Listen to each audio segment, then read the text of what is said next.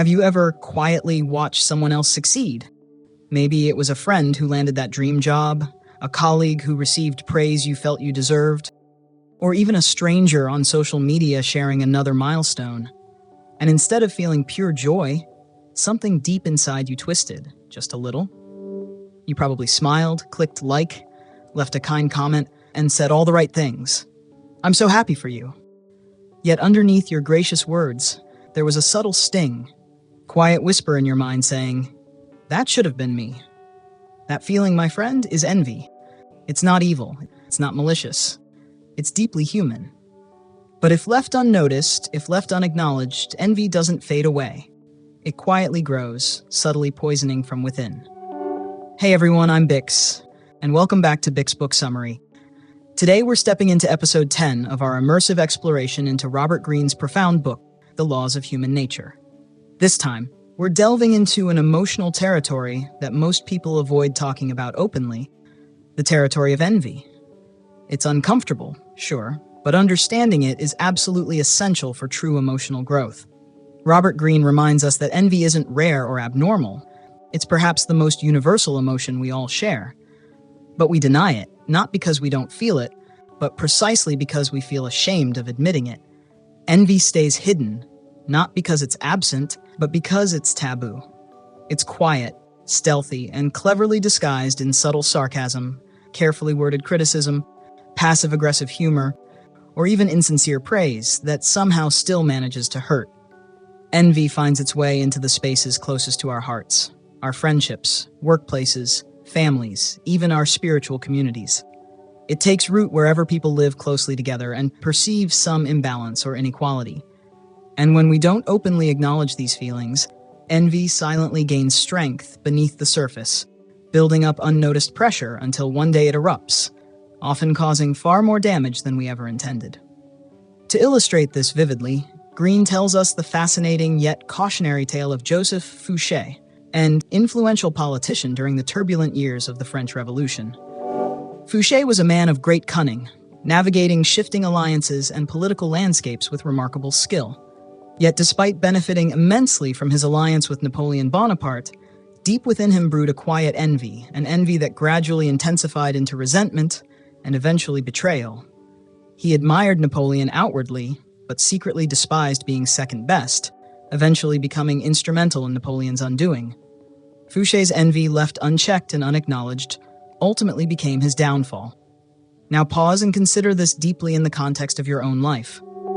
Beneath envy lies a complicated mix of emotions. First, there's comparison, the awareness of something someone else possesses. Second, insecurity, the underlying belief that you might never attain what they have. And finally, resentment, a lingering bitterness, a sense of injustice about the gap between what they have and what you perceive you lack. It's never simply a matter of wanting what someone else has. It's deeper, more poignant. It's the pain of feeling that somehow you can't have it, and watching others enjoy it hurts profoundly. But here's the powerful truth Greene reveals. The real issue isn't envy itself, it's unconscious envy.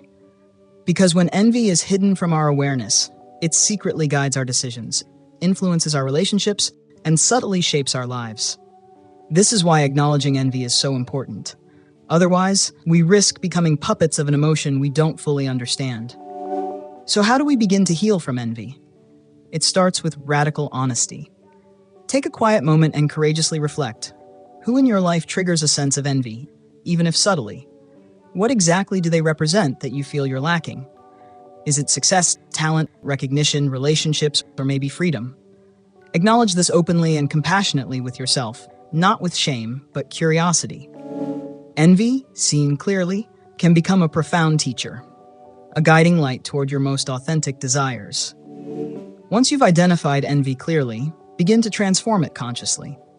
Instead of dwelling in bitterness, use envy as inspiration for your own growth. Ask yourself sincerely, what can I learn from this person I'm envious of?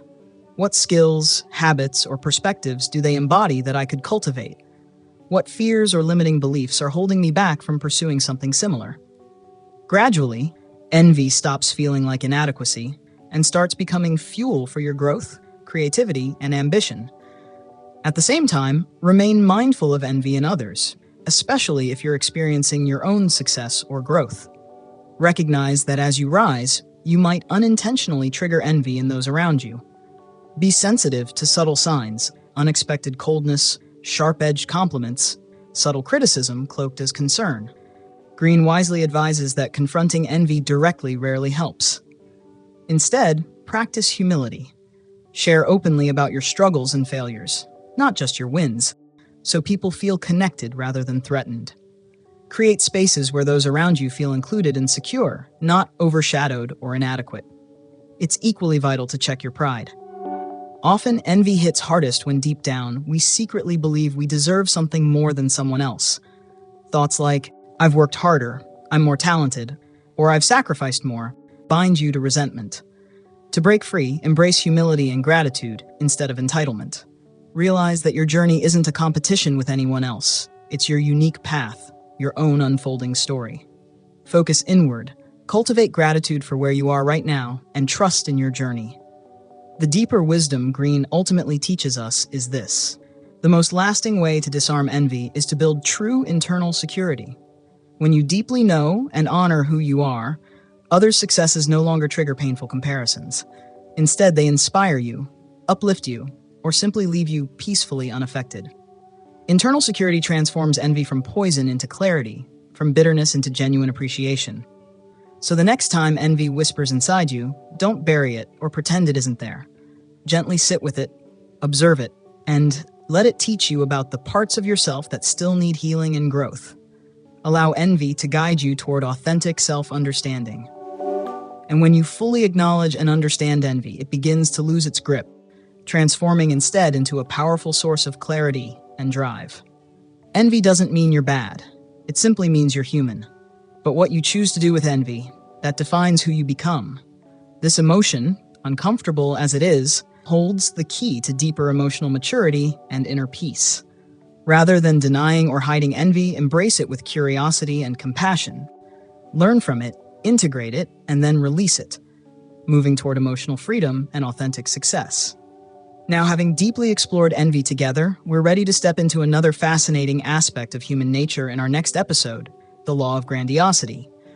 We'll explore how confidence can tip into dangerous delusion and how unchecked success can become as destructive as failure. If this episode resonated with your experience, please like the video, subscribe to continue this meaningful journey together, and share your own thoughts in the comments below. I'd love to hear from you. What's one experience of envy you've had, and what powerful lesson did it teach you about your deepest desires? Until next time, be gentle with yourself, remain courageously honest, cultivate internal abundance, and as always, keep growing. See you in the next one.